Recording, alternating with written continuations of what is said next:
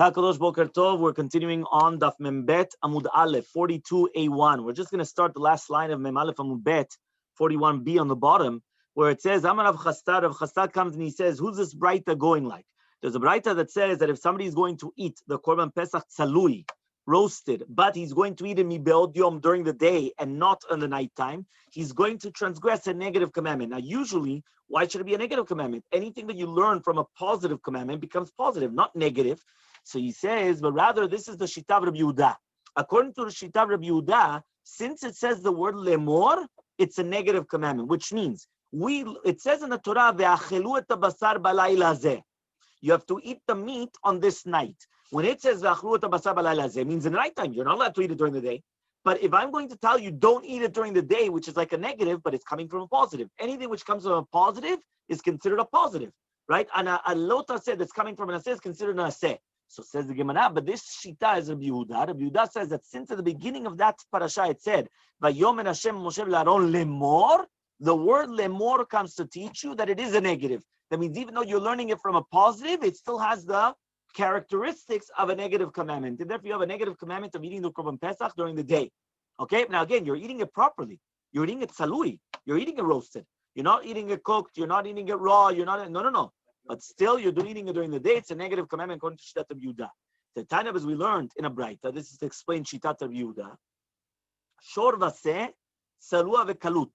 When we're talking about animals that have different type of blemishes, so we say what happens right now if you have a shor vaseh, which is either sarua or kalut. Sarua says that the eyes are not equal; they don't have the same size of eyes, right? Or right, in any other type of limbs, meaning it's not only just the eyes, any other type of limbs which are like that. So it says, Nidavata aseoto, ulnede lo yiratzeh. So which means that a behema, which is a balat mum, you could be magdish it, you could make it into a nedavah, but it's not kosher to become a korban, right? Because it says, ulnede lo yiratzeh. Okay, so you could make it as lagdish it to bedek habayit, but you cannot bring it as a korban. Okay, oto. What does it mean? Shor vaseh sarua vekalut, right? Oto. What does it mean, oto? It says, atam matpis lebedek habayit, v'atam matpis temimim lebedek habayit, which means you should only be magdish to the bedek habayit, an animal that has a balmum, but don't be matpis, a regular animal which is supposed to be a korban, right? Mikan amru. So from here the rabbis say, kol matpis temimim lebedek habayit, over ba'aseh. If you're going to come and you're going to be magdish this animal to bedek habayit, and it's a kosher animal that could come as a korban. Why are you giving it to bedek habayit? Bedek habayit is like consecrated property. It belongs to Ekdesh, but it's not brought as a korban. So the question is, if this animal is good enough to be a korban, why are you making it just bedek habayit? Bring it as a korban. Bring it as a nedavah, as a whatever you want, but why are you bringing it as a korban? So he says, from here we learn, what? What did I say? Sorry. Korban, sorry. So why are you making it into Ekdesh? So he says, Mikan amru, so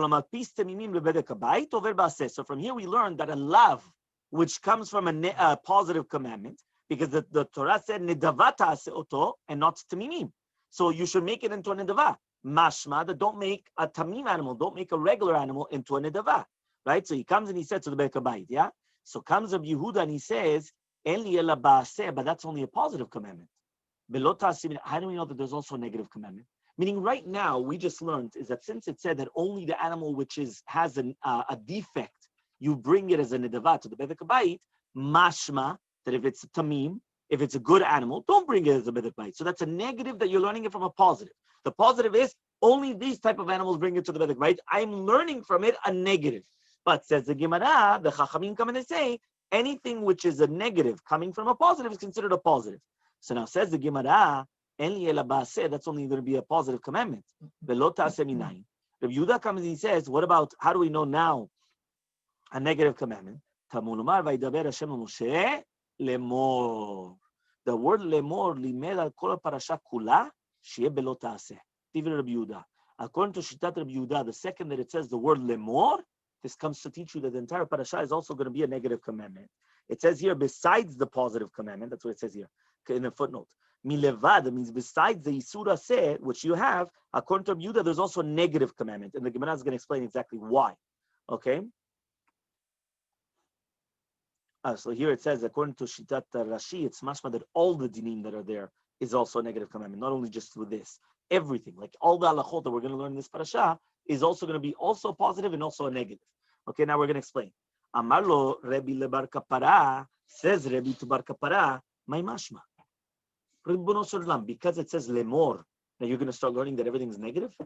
I'm saying, I'm going to tell you, listen, if I want you to come and I want you to come to the Beit Knesset, these are the rules. You have to come with a mask. You have to come with this. So, okay, fine. So now you could start deducing. If you don't come out with a mask, so you're not supposed to come to the Beit Knesset. But that's a negative that you're learning from the positive. I tell you positive. You're learning negative from positive. Now I'm going to tell you something. When I say the word lemor, all of a sudden now everything turns into a negative also.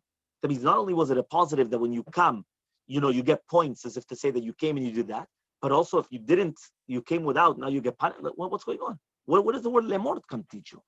Amarlo, he told him, bar kapara, ya dichtiv lemor. What is lemor? Lo ne'emar bedvarim. It's a notrikon. It's an acronym. The word lemor means lo ne'emar. It wasn't said bidvarim, which means all the isurim in the parasha are also with a lo as well. Meaning when it says lemor, it doesn't just mean saying, right? Because it said at the beginning of Yom no. It's lemor lo ne'emar bidvarim, meaning that there's also a negative here, right? And therefore the negative, that means even though it was written as a positive, it's both. It's a positive plus a negative, according to Shitat Rabbi Yehuda. Berav Amre, Berav said, they came in and said, this is the academy, the Bet of Rav. Lemor is not lo ne'emar bidvarim, but rather lav emor, which means that Kadosh Baruch Hu commanded him to tell Bnei Israel that there's also a lav, right, which is written in the parasha, which means even though it's not actually written in the form of a negative, but the negative is there as well. You understand? Which that many times, by the way, you should know even happens in day-to-day life. I come and I tell you, listen, right, you have to come at 8:30. You didn't come at 8:30. I told you to come at 8:30. Yeah, but you didn't tell me what happens if I didn't come at 8:30. Or you didn't tell me not to come at 8:45, right? But many times people say, no, if I told you at 8:30, 8:30 is 8:30. If it's after 8:30, don't even bother coming. Yeah, but you didn't tell me that. Yeah, but it's a love, which is coming from an essay. It's like a negative, which is coming from a positive. So it says the Gemara, right, from here we learn that when it said that you're going to transgress, because again, remember, it said over there, it said that it says he's going to be chayav. So who's the author of that braita? It has to be Rabbi Yehuda. Yeah, because when it says that he's going to be chayav, it has to be the shita of Rabbi Yehuda because it said that he's going to be over on a lav. So who's that going like? Only Rabbi Yehuda. Because according to the Chachamim, it's not over on a lav, it's a negative. You know what I mean? Sorry, you went against a positive commandment. It's like you didn't put on tefillin.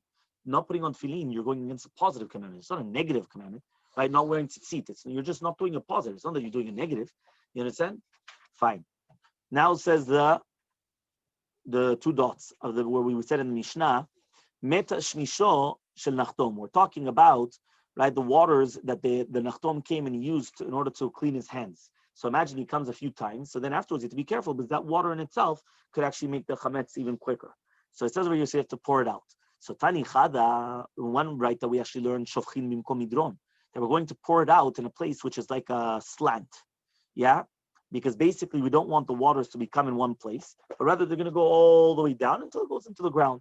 But we're not going to pour it in a place where it has different holes and they're going to, stay there. You understand? We don't want it to become a puddle. We want it to go down and then it's going to just disappear into the ground or be absorbed into the ground. We don't want it to become a puddle.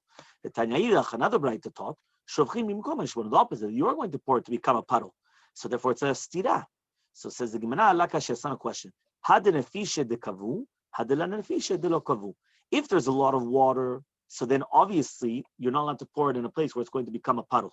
But right, the kavu, so therefore it's going to become in one place, like in the bekim. However, though, if it's not a lot of water, then you can, right, the lo kavu, then you're allowed to do it wherever you want, because anyway it's going to be absorbed into the ground and it's not going to become a puddle.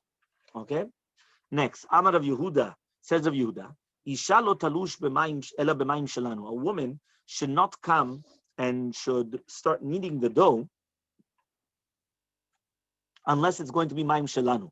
What is mayim shelanu? We're talking about where the water stayed an entire night after it was already drawn.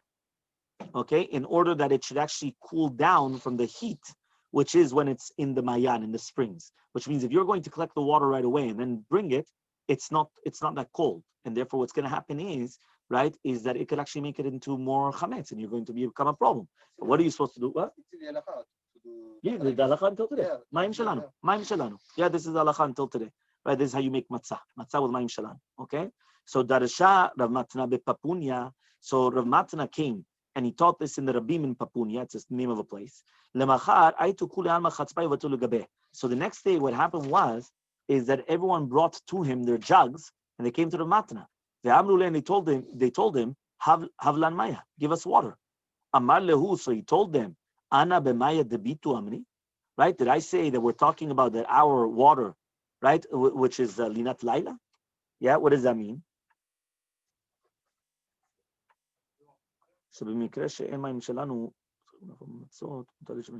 Basically, what he's trying to say, somebody shonim come and they try to bring a proof from here that if you do not have mayim shalanu and you do need to make matzot, so you could use regular water, because it didn't say that the Rav Matna went and he told them that they had to do ta'anit, right? He basically said, listen, what do you want from me, basically? So therefore, according to somebody shonim, they actually learned that b'diavad, if you don't have mayim shalanu, you could use regular water. That's what some of the Rishonim actually learned from here. Okay, fine. Next, Darash Rava. So Rava comes and now he wants to expound and he says like this: Isha lo talush b'chama. A woman should not knead the dough for the matzot in the sun. Why? Because if it's going to be done in the sun, it's going to make it into chametz very quickly. V'lo b'chame chama, right? Or not in waters which were heated up from the sun. Okay, and obviously not from waters which was heated up in like on the stove or a fire. V'lo b'mayim agrufim min hamulyad, or not in leftover waters which are at the end of a dud of a mulyad. Right, because again, these are all right the hot waters or even lukewarm waters, but it makes it much quicker to become right chametz. But she shouldn't take off her hand right the entire time that she didn't finish the entire bread in order that it doesn't become chametz. And you need two different utensils of water. Well, one of them she's taking the water in order to use on top of the matzot, and one of them the other one in order to wash off her hands. Okay, so again, because we said that because the hands become also hot, and you don't want that, so you always want the hands, right, also to do that. Okay, so so now they're going to ask the question of Rav Elashamahu. What happens if a woman did come and she did knead with hot water, right? What's the halacha with the batzek? Do we say that now you're allowed to eat it, or it's like a knas, and therefore it's going to be a problem? So Merzutra says it's going to be mutar, and Ravashi says that it's going to be asur. So there's a whole machloket here. A woman didn't pay attention, and she did do it with hot water. So now, do we say that it's asur because obviously we have a knas that it could become chametz and it's a problem, or do we say it's a mutar? It's a machloket. So Amar Merzutra comes and he says, how do we know this? So Merzutra was the one that said it was permitted. So he says the Tanya was learned in a braita. If you remember, we learned this already. You're not allowed to take the barley and put it into boiling hot water on Pesach. But if you did do it, and then it opened up, asurim, it's going to become prohibited. Lo nidbakeu, but if it didn't, mutarim, it's going to be permitted. So you see from here that even though there's an isur lechatechila to do it, but the avad there was no knas, and therefore even if you did do it, it's going to be okay. So says Merzutra, same thing. Lechatechila, you're not supposed to come and you're not supposed to what? You're not supposed to use hot water. But if you did do it, as long as it didn't become chametz, it's going to be okay. That's the proof of Merzutra. Ravashi comes and he's going to answer you, Atu kula chada mechita machtin. He says, well, you're going to throw everything in the same machvat, which means you're going to throw everything in the same pot or the same pan. Or here it says, all the Yisurei Chachamim, are you going to knead it? Are you going to sew it in the same sewing? Right? Which means whichever was stated mifurash, explicitly was stated. If it wasn't stated explicitly, you can start learning things from other things. Meaning not because the rabbis didn't make a decree over there, or a knas, a penalty over there, doesn't mean that here they didn't make a penalty. So because of that, don't always just come and start saying that they all needed it in the same form, meaning they all made the same beged for everything. No. It could be that over there it was permitted, but here it's going to be prohibited, so don't bring me a proof from there. Hadran alach kol sha'a. Okay, so now we're going to start the next perek. You may need to get the next article, by the way. So we're starting now the Mishnah, the new perek Shelishi, third chapter, Masechet Pesahim Daf Yomi Amud Aleph, 42a. It says over like this: Ve'elu ovrim bePesach.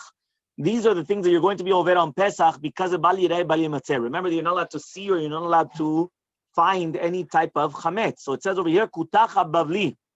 Right? This is a type of like a Babylonian type of a rotev. Yeah, it says it's like a dip of milky. It's a milky dip. Shechar Amadi, or beer which is made in Madai. Yeah, Madai. Midian. Okay. Right, there's Paras Madai. Persia is Paras. Usually, I don't know what they translate. Usually Madai, but okay. V'chometz ha'adomi, vinegar which is made in Edom.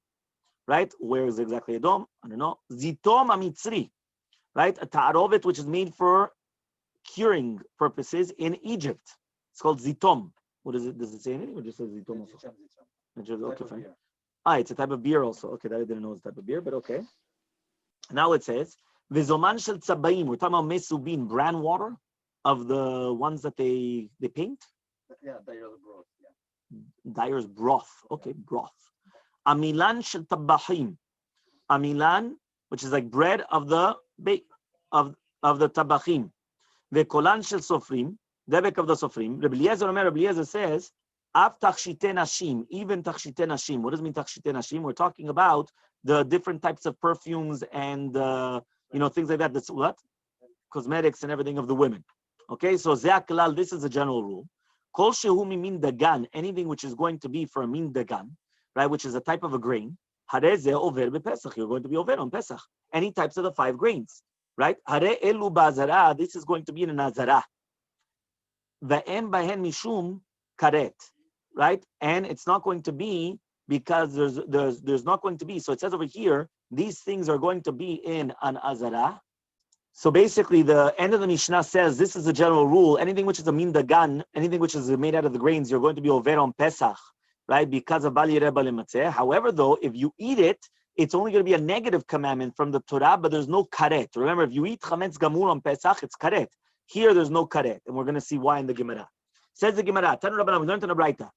There are 3 things which are said in regards to kutach habavli, right? This type of a milky dip. Metamtemet alev. Yeah, it's metamtemet alev. It makes a person, right? Satum. I don't know. You could say that in English. It makes a person he can't learn a lot, right? It makes a person blind. It makes a person weak. Metamtemet alev mishum yasub yedechalba, because of the how do you call this? The thing of the milk, the whey, the whey of the milk, because of the whey. Meaning that's why it's metamtemet alev, because of the whey. Okay. It clogs the heart, yes. Yeah, so it says over here, Hainu nozela shakuf nifra mina chalav, right? It says, u'mesameh enayim, and it's going to be mesameh, and it's going to make a person blind, mishum milcha, because of the salt. Remember that salt, just like melech sedomit, right? Salt can make a person blind. U'machish etagu mishum komanita deuma, because of the bread which becomes bad. Meaning they put like a bad bread inside of it, it's like a rotten bread, and that's how they make the dip. So because of the bad bread, that's why it's machisha the goof. It makes a person weak. Okay, so it says over here now like this. Yeah, Tanu Rabbanan, we learned to the Braita. Shlosha dvarim marbim zevel. There are 3 things which actually increase the zevel, right, of the person which actually eats it. How does it translate here as zevel? Zevel is usually fertilizer, but here obviously it means probably the waste, right? The whatever comes out. Yeah, and it makes a person very weak, so that's why he's like bent over. It's going to take away 1 from 500ths of 1 of 500ths, right, from his eyesight. And this is it. Pat kibar, bread which is made out of flour which is not sifted, which means that that's what you have, all these bran and all these other things, which is it's like coarse flour.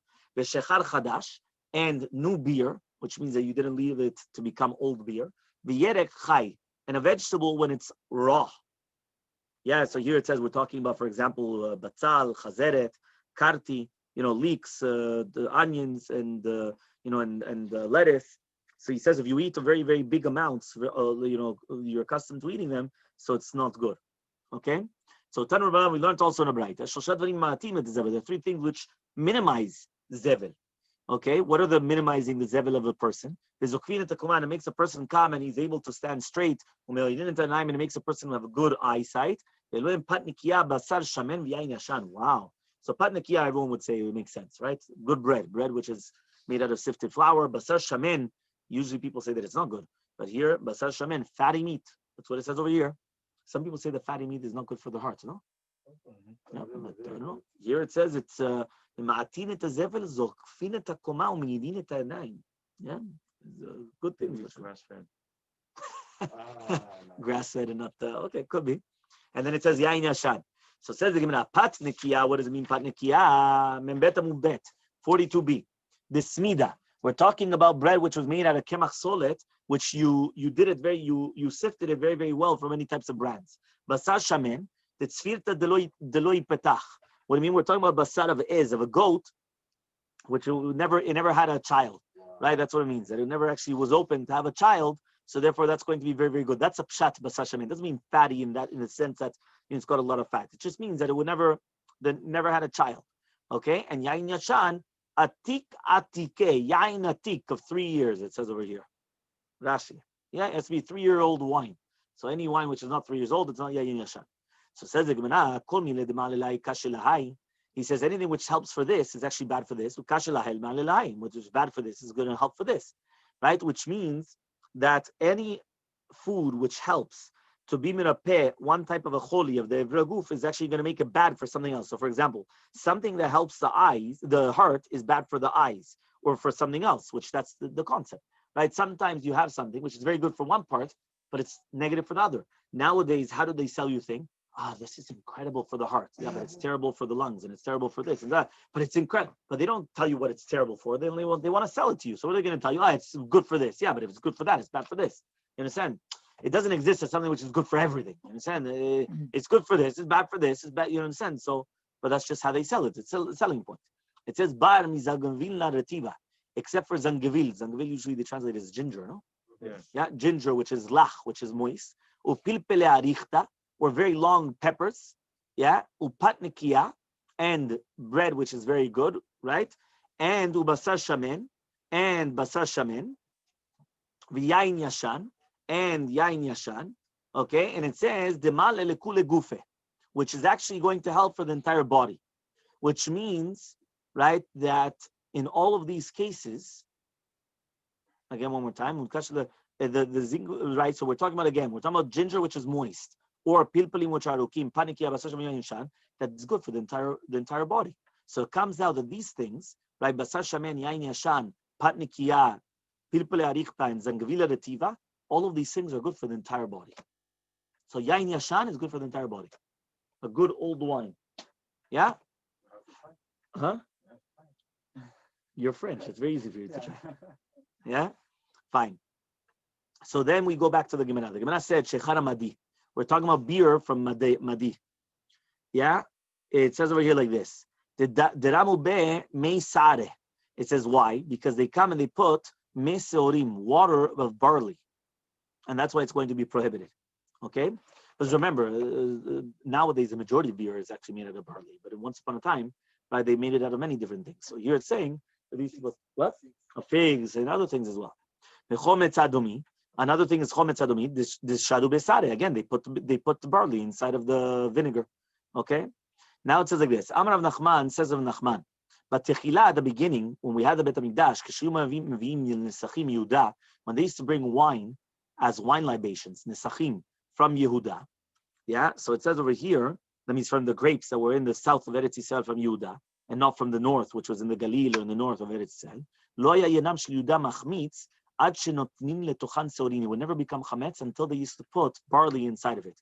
And then they used to call it, yeah, the chometz, which was made chometz stam. They used to call it chometz. Yeah, but now that the Bet HaMikdash was destroyed and now there's no wine libations. Yeah, so then what happens? This beracha was now given to yain of Edom, and therefore any enam shel adomim machmitz. So then the wine of the adomim of the Edom, they don't become chametz until they put inside of the barley. The korinoton, and they call it chometz adomi. They call it chometz adomi, not chometz stam, chometz adomi. To come and to fulfill that which is written. What does that mean? Which means that we learn from here, there's also a Gemara in Megillah and other places as well, that when one is filled, the other one is destroyed. And when one is destroyed, the other one is complete. Which means it doesn't exist that both are going to be in peace or both are going to be in good and both are going to be destroyed. It has to be one is good and one is bad. Which means that Yaakov is up, Esav is down. When Esav is down, Yaakov is up. It has to be there. It cannot be that they're both up or they're both down. It doesn't exist. Right? One this way. So therefore, when the Bet HaMikdash was Kayam, we had it. We had the strength. We had everything. Right? Once the Bet HaMikdash was destroyed, it was given to the Edom. Edom got it. Okay? Rav Nachman bar Yitzchak says, we learned the exact same concept, but not from the Pasuk in Yechezkel, but rather from here. It says ul'om milom yematz. What does that mean? Ul'om milom yematz. So here it says this is the chilek of the nevuah that was given over to her. That basically what's going to happen is she'alu ze al ze the sirugim. That it's always going to be one up, one down, one up, one down. It's always going to be like that, right? That's just the way that it works. Tanya, we learned on the right. Amar Rabbi Yehuda says Rabbi Yehuda. Yehuda in Yehuda, but Yishuna in the beginning. This is before the Churban of Bet Hamikdash. Halokeh chometz me'am haaretz eno tzarich la'aser. When you used to take chometz from an haaretz, vinegar from an haaretz, you didn't have to take off maaser. Why? Because there's a chazakah that this wine will only come from temed. Temed is yain pashut, which is made from water that they come and they soak inside of it. The klipot, which is the chartzanim or shimirei yain, the sediments of wine until it gets the tam of the yain. So when the Bet Hamikdash was kayam, they used to make this chometz b'derech from temed and not from regular wine, because the wine, since it was so good, it would never become chometz, it would never be machmitz. So they never made it from real wine; they had to make it from temed, okay, which is like the bad part, the inferior part of the wine.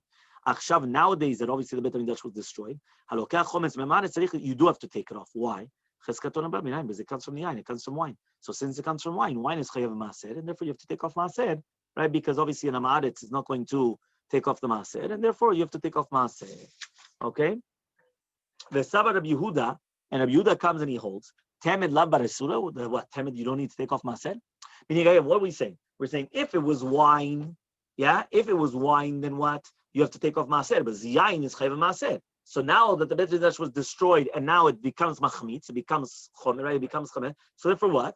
So you take it off, you take off maaser. But before, when it was made out of temed, because the wine would never become machmitz, it's patur mina maaser. He says what? Is Savar Rabbi Yehuda temed is lava resuril? But now we learned in the Mishnah, ham tamed, right? V'natan mayim b'midah. If somebody comes and he makes temed from the sediments of the wine, right, that was not taken off masrot, and he puts water in there, b'midah, right? Umatzah kedei midato, and now you find that the kamut of temed is shaveh exactly to the amount of water that was there. He's going to be patur. But Rabbi Yehuda says you're going to be chayav, which means that according to Shittat Rabbi Yehuda, temed is chayav b'maaser. So why are you telling me 2 seconds ago that there's a difference between how you made this from whether temed or wine? If you buy the chometz from temed, it's patur according to Rabbi Yehuda, and if you buy it from the wine, it's going to be chayav. But now that the Bet Hamikdash is destroyed, it's always coming from the wine, and therefore you're going to be chayav. According to Rabbi Yehuda, even temed is going to be chayav. So answers the Gemara, hachi kamar. This is what it means to say. Lo nechshedu me'aretz al temed. Not that it's not chayav, but they're not suspected on separating maaser on temed, which means that they always take off maaser on temed. For you can answer another answer. Nechshedu, right? V'lo kashya. They are suspected, but it's still not a question. Habed arvan ka habed purtzene. The ma'amad of Rabbi Yehuda that he said that you're going to be chayav to take off maaser from temed, we're talking about where you made the temed from the sediments of wine that has mamash wine inside of it. It's not just the sediments of the wine. There's also wine in it. Here we're talking about that really be'emet, when he says that you're not going to be chayav, we're talking about temed which they make only from the chartsanei anavim, from the klipot of the anavim, from the peels of the grapes, but not from the actual sediments of the wine. So there's no wine. Since there's no mamash wine, that's why you're going to be patur from any types of masrot. Okay? Next, 2 dots. Zitoma mitzri. Okay, what is zitoma mitzri? My zitoma mitzri. Tana Rav Yosef said, right, tilta sare, tilta kurteme, tilta milcha. It's a third kemach, right? A third seorim. Shlish kemach seorim, sorry. It's a third of barley flour, a third, right, of kurkum, right? Turmeric, no? Saffron. Yeah, that's what they say, kurkum. I thought it was always turmeric. I don't remember why. Okay. And a third melach, and a third salt. So these are the 3 different things. This is called zitoma mitzri. So this type of a zitoma mitzri is going to be prohibited. This is the way that you make it. A third of barley flour, a third of kurkum, of saffron, and a third of salt. Rav Papa used to take away that we're not talking about a third of a kemach of seorim, but rather a third of kemach chitim. That means he switched the seorim barley to wheat. It's wheat flour. It's not barley flour. The simanech, what's the siman to remember? Sisaneh. What's sisaneh now? Sisaneh is the name of a utensil. It means sal. It's like a basket that they put dates in it. So this is like the samech. It comes out 2 times in the name of Yosef. Yosef Sa'areh. So because of the sin and the samech have the same sound, so because of that, that's how you remember. So Rav Yosef says Sa'areh. Samech. Yosef Sa'areh, barley. But Rav Papi, he takes out the Rav Papa, sorry, he takes out the barley and he puts in the wheat. So how do you remember who says what? Just remember, Yosef Seorim, right? Sa'an, right? So says the Gemara, right? Taru lehu, they used to soak it together. The kalu lehu v'tachnu lehu. And then they used to toast it right together, and then they used to grind it. The shatelu midivcha ve'adasarta. They used to drink it from Pesach until Shavuot, right? Divcha is Pesach, right? And until Shavuot. Divcha is like a zevach, it's like a korban. But remember, zevach, zayin, and dalid are interchangeable. That's why zahav, which is gold, if you look in the Onkelos, how does he translate zahav? Dahav, right? Or dahava. Yeah? So that's why that's the same thing. Zivcha or zevach is davach, right? It's divcha. So it says over here, but that's Aramaic for it. So it's from divcha, from Pesach, because of Korban Pesach, the zevach of Pesach, until it said it, until Shavuot. To come into menapelehu, because somebody that's going to be sovel me'atzilut, which means that, for example, he's constipated, so he needs to let it out. So it says he's going to come and he's going to drink this. Udirafi mekamedlu, and somebody that has shir shulim, which means that he's, he has diarrhea, he's just, everything's coming out, he used to drink it in order to stop it. So basically, very interesting. It has like the double effect. Usually the majority of medicines, it only goes one way. This has both ways. Meaning if a person was constipated, he used to let him go, relieve himself. And if it was too with a loose bowel, he used to come and he used to do the opposite. He used to constipate them. Right? However, though, lechole v'lisha bara sakanta. Right? So this is very interesting. This we found even until nowadays. That if somebody's sick or somebody that's a woman that she's pregnant, it's a sakana for them. Because then it could become, shilshul yutamidai, or, things that, like a diarrhea too much or things like that, and it could become sakana. By the way, I just actually saw yesterday, a whole bunch of Rebbanim were all bringing down an editorial that they should take the vaccine for the, even though they're starting to say that there might be problems with, having children and things like that. What? Allergy. There's all kinds of things. There's always something. You understand? It doesn't exist something that doesn't have side effects. What? They talk about what? Fertility. They speak about fertility. The only thing is, I don't know. I don't know. Yeah, how are you going to find out? Usually they find out 10 years later, 20 years later. They're not going to find out 5 days later or a month later. You understand? How are they going to really find out? You understand? You're right. If a person already had it, because antibodies they don't last forever. Yeah, exactly. That's the question. But okay, but at least they have something. I'm saying somebody once told me that you should try to get infected every few months, so that way it won't be that hard. But because if you get infected and you still have the antibodies, so the antibodies again kick in again, and then again you get for another few months another antibodies. And it's not like Hilu that it works like you're awakening it. Chosev neor. You know what chosev neor is? If you have a little bit of chametz and then you put it again it awakens it again. It starts again. Yeah, you keep Mayim Shelanu, you keep the previous, you understand, from the previous time. I don't know. I have no idea. But it was interesting because I remember seeing one of the letters of the Rabbanim, I don't remember who it was now, but I have a few of them. They were saying over there that women that are, people that have, all these types of allergies or all these things, or women that are pregnant, ask your doctor. That means the Rabbanim didn't say, yeah, everyone, no, ask your doctor. The second a woman's pregnant, everything changed. You understand? Everything, all these things changes, and then you have to be very, very careful. Okay? Fine. So then it says, Zoman shel tzabaim. So how do you translate it? The paste, or I don't know what it was from the dyers. Dyers what? The dyers? Dyer's Zoom. Broth. Thank you. Dyer's broth. So dyer's broth. So hacha targimu here in Bavel, they translated it as maya de chivre. Water made to be like coarse, like bran water. Yeah, the tzavu behu laba, which they use, right, in order. That means basically a person is going to come to use it to make the color red for the different types of dyes, for the skins. You understand? Yeah, for the leather. Okay, fine. Next, v'amilan shel tabachim. Yeah, amilan shel tabachim. Nowadays the word amilan is starch. Yeah, that's in Hebrew, correct? Modern Hebrew, amilan is starch. That's what was. Remember, we speak about a lot about it on Pesach. Right, when it says of milan of chitim, it comes from wheat and all this. So it says milan shel tabachim, and that's why it's important to know, because a milan, if it comes from wheat, many types of pills and things like that, they have wheat. Yeah, so sometimes it's a binder, sometimes it's a filler, sometimes, you understand, so you have to learn about it to know what exactly is it important, not important, if it's a problem of chametz or not. You understand? That's why people come and say, no, but it's a medicine. One second. You understand? If it has chametz, it could be a problem. You understand? Usually it's batel, no? Well, but even if it's batel, there's no bitul on Pesach itself. Remember that. Okay, there's a question about before, but the question is, it's a whole question.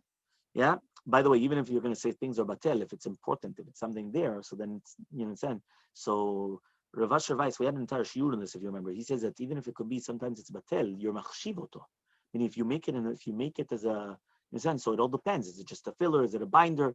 But you're making it important now. You're making it that you want it, in a sense. So now there's a whole question: is it batel anymore? But okay. You get a measure of it if a dog would eat it, or Oh, well, if you yourself you could eat it, a kal v'chomer a dog. No, if you could take the pill, obviously a dog could.